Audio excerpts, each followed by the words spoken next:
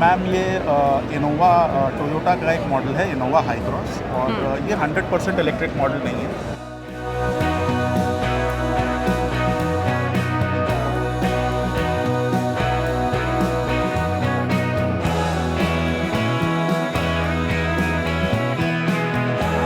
BYD के बारे में क्या कहेंगे, कैसी गाड़ी है? It looks good. It looks good. अभी एज ऑफ नाउ तो फुल्ली ऑटोमेटिक पूरी रिलायबल नहीं है, विद पेट्रोल रिलायबल है। जब पूरा ईवी जोन हो जाएगा इंडिया में, दिल्ली में, तब हम लोग पूरी तरीके से ईवी पे कन्वर्ट होना चाहेंगे।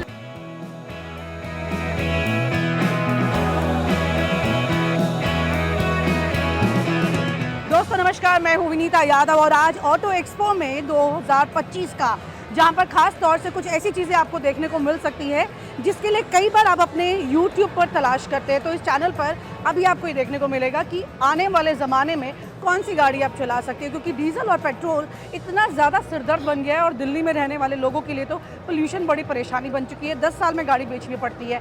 ऐसे में आपको कौन सी गाड़ी खरीदनी है, नितिन मेरे साथ आपको दिखाई दे रहे हैं, पीछे हाइब्रिड कार भी दिखाई दे रही है। नितिन आपको बताएंगे, क्योंकि Nitin is expert on it कि ऑटोमोबाइल सेक्टर में कौन सी नई चीज़ ज़्यादा बढ़िया है, क्योंकि आपको शौक भी इसका काफ़ी अच्छा खास है। मैं जानना चाह रही हूँ नितिन आपसे कि अभी ऑटो एक्सपो में जैसे इतनी भीड़ भी दिखाई दे रही है, तमाम लोग आ गए हैं, लेकिन कैसे सेलेक्ट करेगा आदमी कि उसके लिए बेहतर गाड़ी कौन सी होने वाली है? विनीता जी बहुत बहुत धन्यवाद। First of all thank you all the viewers of news नशा, और thanks for your modest words. मैं एक्सपर्ट नहीं हूँ, मैं अपने आप को एक एंथुसियास्ट कहूँगा, ना कि एक्सपर्ट। हाँ, क्योंकि मैंने इस सेगमेंट में, इस स्पेस में काम किया हुआ है। सो मैं एक लेमैन के अप्रोच से आपके सवालों के जवाब देने की कोशिश करूँगा। जैसा आपने एक बहुत अच्छा पॉइंट अभी उठाया विनीता जी कि you know the concern in general people about the life of the vehicles in India, specially ice engines, जो इंटरनली कंबस्टेबल इंजन्स होते हैं, जिनको हम नॉर्मली पेट्रोल, डीजल या एक CNG की कैटेगरी में लाते हैं। डीजल इंजन्स का जैसे आपको पता है कि डीजल गाड़ियाँ अब आप 10 साल से ऊपर NCR रीजन में आप नहीं चला सकते। बिल्कुल। और ऐसा ये माना जा रहा है कि धीरे धीरे डीजल गाड़ियों का जो 10 साल के बियॉन्ड की जो लाइफ है, वो धीरे धीरे पूरे इंडिया में भी स्टेप बाय स्टेप जो है ये अडेप्ट हो जाएगी। अब ये गाड़ी कचरा हो जाएगी 10 साल के बाद में, सीधी सी बात ये है। तो ये गाड़ी काम आएगी क्या फिर? हाँ, ये कौन सी गाड़ी अभी तो मार्केट में ऑलरेडी है जो मैं देख पा रही हूँ? मैम ये इनोवा टोयोटा का एक मॉडल है, इनोवा हाई क्रॉस, और ये 100% इलेक्ट्रिक मॉडल नहीं है। So this is called the strong hybrid model. Strong hybrid model में विनीता जी फ़ायदा ये होता है कि आप ये गाड़ी का जो प्राइमरी या मेन इंजन है वो पेट्रोल पे चलेगा, जिससे कि कार्बन एमिशंस की रोकथाम करने में ये डीजल से कहीं बेहतर होगा। And while the vehicle is on the move, it keeps charging an internally connected battery pack. So आपको इसके लिए एक्सटर्नली चार्ज नहीं करना है। आपको कहीं पे किसी एक चार्जिंग स्टेशन में तो बड़ा प्रॉब्लम है ना नितिन जी? है, बिल्कुल है। इसमें कोई देश में लगभग बस अभी कुछ हज़ारों में ही है, लाख तक भी ये डाटा नहीं पहुंचा है। जी, बट जिस तरीके से केंद्र सरकार और बाकी की स्टेट गवर्नमेंट्स भी चार्जिंग इंफ्रा के ऊपर काम कर रही हैं, I think we will witness a phenomenal change in the building up of charging infra in our country very very soon. धीरे धीरे करके चार्जिंग स्टेशंस की जो संख्या है वो बढ़ती जा रही है, but the anxiety of waiting for for a vehicle to completely recharge, which in some cases में take a couple of hours, is also challenging. So मतलब जो चार्ज करने का वक्त है वो भी बड़ी परेशानी है इसमें। एब्सोल्युटली। कम वक्त में ज़्यादा चार्ज हो जाए ये कहाँ होगा, क्योंकि इसके बैटरी के जो वायर दी जाती है उसका भी माउथ इतना नहीं होता है कि वो जल्दी चार्ज कर सके। उसके लिए आपको हैवी कैपेसिटी वाला देखना पड़ता है। जी। सो किलोवाट आवर्स के पैमाने पे ये चार्जिंग का समय और कितनी रेंज होगी आपकी एक सिंगल चार्ज के बाद, ये सारी चीज़ें उस पर डिपेंड करती हैं। सो एक ऐसी सिचुएशन आने में हमें अभी थोड़ा वक्त लगेगा। जैसे हम देखते हैं कि हम अमूमन जो हम पेट्रोल या डीजल की गाड़ियाँ इस्तेमाल करते हैं या CNG की भी गाड़ियाँ इस्तेमाल करते हैं, हमारे पास गैस स्टेशंस, पेट्रोल पंप्स का इतना बड़ा नेटवर्क है इस देश में कि हम जाते हैं, वहाँ पे पेट्रोल भराते हैं, and within 2 minutes we are fill to go. वो परिस्थिति अभी एक इलेक्ट्रिक मोबिलिटी स्पेस में आने में अभी थोड़ा वक्त लगेगा।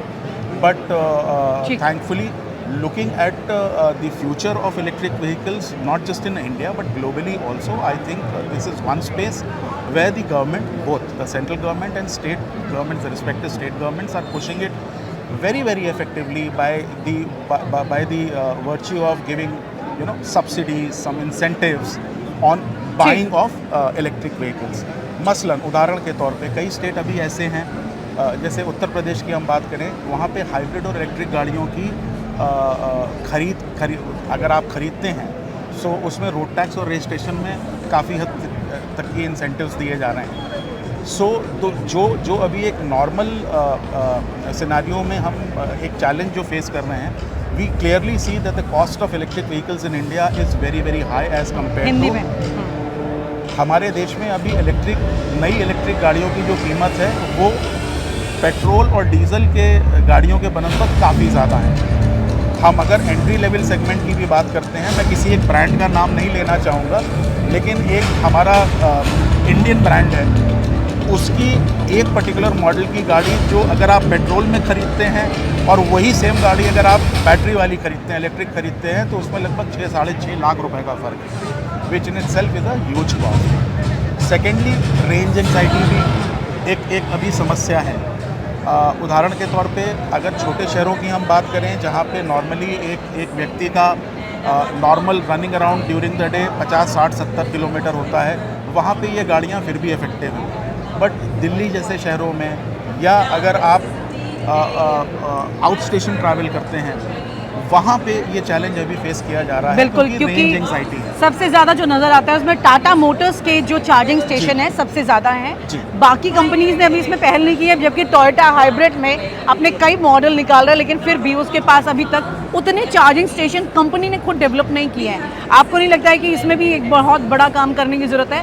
वरना ये गाड़ियाँ खरीदने के लिए और इतना बड़ा तामझाम तैयार करने के लिए उसका आउटपुट कम से कम नहीं निकल सकता है, मतलब लोग खरीदेंगे कैसे फिर? बिल्कुल विनीता जी, एक चीज़ यहाँ पे मैं और बोलना चाहूँगा कि केंद्र सरकार जिस तरीके से I mean in the wake of global warming, reducing carbon emissions, efforts to reduce carbon emissions, जिस तरीके से हमारी सरकार काम कर रही है कार्बन एमिशंस को कम करने के लिए, उस बात को मद्देनज़र रखते हुए जिस तरीके के इनिशिएटिव सरकार ले रही है in terms of building up charging infra, battery as a service भी अब प्रमोट कर रहे हैं। उदाहरण के तौर पे MG ने अभी एक अपनी गाड़ी लॉन्च की, MG विंडसर, उसमें you can always use battery as a service, it's called the BAS model, जहाँ पे आपको गाड़ी को रुक करके चार्ज करने के लिए शायद उतना वक्त ना लगे। तो इन सारी चीज़ों में इस सिचुएशन में क्या होता है कि जहाँ पे आपको ये लगता है कि आपकी गाड़ी का चार्ज ख़त्म हो रहा है, आप एक स्वैपेबल स्टेशन पे जाते हैं, वहाँ पे अपनी बैटरी आप चार्जिंग के लिए रखते हैं और वहाँ से एक चार्ज बैटरी उठा लेते हैं और आप अपने आगे का सफ़र जारी रखते हैं। तो I think to answer your question, yes there are lots that is already being done, but अभी भी दिल्ली दूर है, अभी दिल्ली दूर है, लेकिन ये गाड़ियाँ अभी आ गई हैं ऑटो एक्सपो में। तो ये ज़रूर देखते हैं कि ऑटो एक्सपो की ये जो गाड़ियाँ हैं ये अभी कोई डिमांड में जाएगी कि नहीं। अगली बात आपसे इसके बारे में चर्चा की जाए। विनीता जी, अगर हम डेटा देखें तो डेटा के हिसाब से जिस तरीके से अडॉप्शन, जितना फास्ट अडॉप्शन इलेक्ट्रिक व्हीकल्स का इंडिया में हो रहा है, it has apparently become one of the most promising markets for electric mobile, in the electric mobility space globally.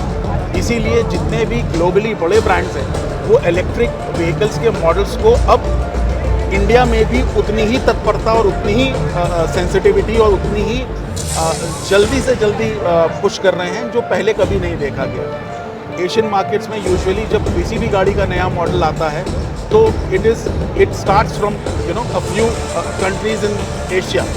India normally उसको उस सीढ़ियों में तीसरे या चौथे नंबर पे आता था, लेकिन अब जिस तरीके से the entire scenario is changing, people now are more keen on launching their electric models in Indian markets as keenly as they are concerned about the other domestic markets in Asia. शायद यही वजह कि इस बार जो भी auto expo में जितने भी ब्रांड्स हैं उन्होंने ऑलमोस्ट अपना एक अलग इलेक्ट्रिक सेगमेंट रखा हुआ है, Absolutely. उसको मार्क किया हुआ है ताकि लोग उसे समझ सके, देख सके कि किस तरह से इलेक्ट्रिक सेगमेंट, जैसे हम देख रहे हैं यहाँ पर भी एक पूरा ग्रीन लेयर बना करके 5 से 6 मॉडल यहाँ दिए गए हैं टोयोटा में। बाकी और भी ब्रांड्स हैं, सब ने इसी तरह की अपनी पहल की हुई है। लेकिन क्या आपको लगता है कि लोग जैसे आपने कहा भी था कि पैसा खर्च करना पड़ रहा है, इसके लिए ज़्यादा जेब ढीली हो रही है, सरकार आ रही है मोबिलिटी के लिए यहाँ पर लॉन्चिंग भी करती है, लेकिन क्या छूट दे रही है इसमें कुछ? इंसेंटिव जैसे मैंने बताया विनीता जी, केंद्र सरकार द्वारा और अलग अलग प्रदेशों की सरकार द्वारा ऑलरेडी दिए जा रहे हैं ताकि लोग इलेक्ट्रिक व्हीकल्स की तरफ ज़्यादा आकर्षित हों। वो इलेक्ट्रिक व्हीकल्स को भी उतना ही कॉस्ट इफेक्टिव एक व्हीकल समझे जैसा अब तक के लोग पेट्रोल या डीजल व्हीकल्स को समझते हैं। But yes, I think charging infra पे काम करना अभी बहुत बड़े पैमाने और बहुत बड़े स्तर पे होना ज़रूरी है।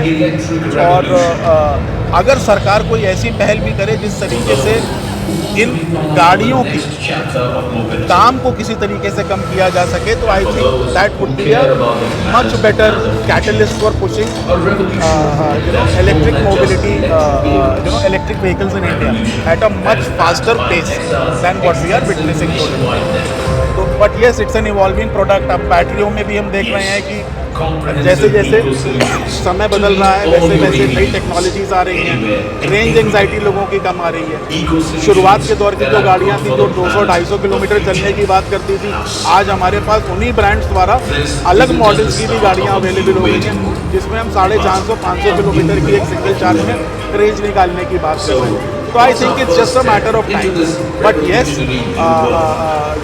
government needs to push it very, very, very strongly, both in terms of making good policy decisions and also taking effective measures to reduce the cost more, so that people can be more, can look forward to buying electric vehicle as their primary vehicle, which is not the case today. Range anxiety के चलते आज की तारीख में electric vehicle is always your second car unless you are a tier 2 or tier 3 resident. Oh my god, यहाँ पे BYD के लिए काफ़ी क्रेज़ दिखाई दे रहा है। चाइनीज़ ब्रांड है, लेकिन देखिए ज़रा यहाँ पर कितना क्रेज़ है लोगों में, बच्चों में। आपको बेटा क्या सा BYD की कैसी लग रही है गाड़ी यहाँ पे? अच्छी लगी। अच्छी लग रही है? हाँ। क्यों, क्या खास लग रहा है इसमें? लुक्स। आपने देखा BYD को? Yes, it is an electric variant. तो इलेक्ट्रिक वेरिएंट चल रहा है पूरा, आपको ठीक लग रहा है? I don't think so. Electric variant, is the government giving the subsidy on the electric vehicle? They are giving, the government giving the subsidy on the electric vehicle? No. अभी तो उतना नहीं है। But we want from government to give the subsidy on the electric vehicle. Chinese brand है, लेकिन हाँ। फिर भी इसके लिए क्रेज काफ़ी ज़्यादा लग रहा है। कैसे? गाड़ी का जो ओवरऑल इन्होंने अच्छा स्पेस भी लिया है, और जैसे हम भी देख रहे हैं मार्केट में टैक्सीज में भी गाड़ी अवेलेबल है, और सारे मॉडल इलेक्ट्रिक हैं और अच्छे हैं। बूट बहुत अच्छा है इस गाड़ी का, और ओवरऑल मुझे लगता है कि they can get some market of India, है ना। चाइना से रिश्ते कैसी हो, गाड़ी अच्छी मिल रही तो नहीं नहीं, ऐसा नहीं है। नहीं, जैसा कि आप देखें हमारे प्रधानमंत्री जी ने शुरू से ये कहा है कि आप चीज़ें लाएं, हमारे लिए मार्केट ओपन है, लेकिन you have to take some space, you have to give some employment. हाँ, तो आप एम्प्लॉयमेंट थोड़ा यहाँ देंगे तो उसके अकॉर्डिंगली हम आपको यहाँ स्पेस और मार्केट देंगे, अदरवाइज़ नहीं। मतलब जब यहाँ आएंगे तो नो डाउट कुछ एम्प्लॉयमेंट भी जनरेट होगा। तो उसके लिए हमारी जो भारत की सरकार इस समय है वो चाहती है कि आप यहाँ पर जो रोज़गार डेवलप करें और उसके बाद भले ही आप यहाँ पर सेल करें, और वो एक अच्छी पहल है और मैं चाहता हूँ ये होना चाहिए। BYD के बारे में क्या कहेंगे, कैसी गाड़ी? It looks good. It looks good. Why it's good? ये तो ऑलरेडी फुल चार्ज करके चलना पड़ेगा, फुल इलेक्ट्रिक है, कितनी कंफर्ट जोन है इसको लेके सड़कों पे चलेंगे तो? Yeah, probably it looks good and comfortable भी है. I had just sat inside. It looks like a normal best class SUV. लेकिन चार्ज करने के लिए ऑप्शन मिलेंगे फुल 100%? वो इंफ्रास्ट्रक्चर पे डिपेंडेंट है। हाय, आपने BYD कार देखा? BYD कार को देखा मैंने। कौन सी ज़्यादा अच्छी लग रही है आपको, ये चाइनीज ब्रांड में या इंडियन कोई इलेक्ट्रिक कार ज़्यादा अच्छी लग रही है? अभी इतना रिलायबल नहीं है ये ब्रांड, बिकॉज अभी एक तो नया है, सेकेंड इशू ये है कि चाइनीज़ मेक है, तो हम लोग एज अ इंडियन कस्टमर बहुत ज़्यादा रिलाई नहीं कर पा रहे हैं, ओवर प्राइस भी है। अब हम ये देखिए पर्टिकुलर ब्रांड के ऊपर हम लोग 41 बोल रहे हैं, 41 to 55 हम स्पेंड करेंगे, उसी हम 41 to 55 इस चाइनीज़ ब्रांड पे नो डाउट फीचर्स अच्छे हैं, रेंज अच्छी है, बैटरी रेंज अच्छी है, कंफर्टेबल है, बहुत अच्छी गाड़ी है, बट इंडियन कस्टमर को थोड़ा रिलायबल होने के लिए टाइम लगेगा। जैसे टोयोटा में आपको इलेक्ट्रिक और पेट्रोल का कॉम्बिनेशन मिलता है, वो ज़्यादा रिलायबल नहीं है, फुल इलेक्ट्रिक ज़्यादा रिलायबल? अभी एज ऑफ नाउ तो फुल्ली ऑटोमेटिक पूरी रिलायबल नहीं है, विद पेट्रोल रिलायबल है। जब पूरा ईवी जोन हो जाएगा इंडिया में, दिल्ली में, तब हम लोग पूरी तरीके से ईवी पे कन्वर्ट होना आपको चाहेंगे। लग रहा है कि अभी इलेक्ट्रिक कार लेके निकलेंगे तो कितने किलोमीटर जा सकते हैं? अभी डाउटफुल है, कंपनी बोलती है 400, अब वो एक्सपेरिमेंट करके पता लगेगा कितना एक्चुअल में। जैसे कंपनी माइलेज बोलती है 15-14 की, एक्चुअल माइलेज 11 की आती है, 10-11 की। अब ऐसे भी इसमें रहेगा कि हम लेके निकल गए और वहाँ पे ईवी चार्जर नहीं हुए तो हम लोग क्या करेंगे भाई? डिफरेंट फ्यूल नहीं है तो हम लोगों के लिए बड़ा डिफिकल्ट हो जाएगा। अभी कोई एक्सपीरियंस किया अपने इलेक्ट्रिक कार? मेरी सिस्टर के पास है टाटा की, बट मैं पर्सनली मेरे को नहीं पसंद, अभी नहीं। आगे जो नेटवर्क में तो 10 साल का धीरे धीरे करके पूरे देश में चलता जाएगा ये, तो वो भी तो प्रॉब्लम है। मैम जब होगा तो हम भी कन्वर्ट हो जाएंगे। इकोसिस्टम अभी चार्जिंग इकोसिस्टम पूरे इंडिया में भी आया नहीं है, दिल्ली में भी आया नहीं है। जैसे जैसे वो डेवलप होगा कस्टमर मूव ऑन करेंगे। दिल्ली में नहीं आया, वो भी तब जब 10 साल में गाड़ी रिटायर हो जाती है। देखिए ना, क्या आप कहना है आपको इस पर? मैं ये कहना चाहता हूँ कि एक बार इकोसिस्टम दिल्ली जैसे मेट्रोपॉलिटन में इकोसिस्टम बैटरी का, ईवी का नहीं आया है इतना वाइडली, तो और शहर में सपोज कीजिए मेरे को यहाँ से अहमदाबाद जाना है, यहाँ से चंडीगढ़ जाना है, दिल्ली में तो स्टेशन फिर भी मेरे को मिल जाएंगे, बट मेरे को चंडीगढ़ में स्टेशन इतने नहीं मिलेंगे, तो मैं अवॉइड करूँगा, मैं डीजल या पेट्रोल लेके जाऊँगा। जब ये इकोसिस्टम पूरे दिल्ली में, पूरे एनसीआर में या पूरे इंडिया में फैल जाएगा, तब लोग बहुत अच्छे जल्दी कन्वर्ट होंगे। एज BYD भी हम तभी कोशिश करेंगे। न्यूली ब्रांड है। आपका नाम क्या है? अंकित जिंदल। कहाँ से अंकित? दिल्ली से। Thank you ma'am, thank you so much. और आप हमसे जुड़े रहने के लिए सब्सक्राइब करें YouTube पर, फॉलो करें Twitter पर और लाइक करें Facebook पर। और ज्यादा जानकारी के लिए आपको टाइप करना होगा सिर्फ न्यूज़ नशा।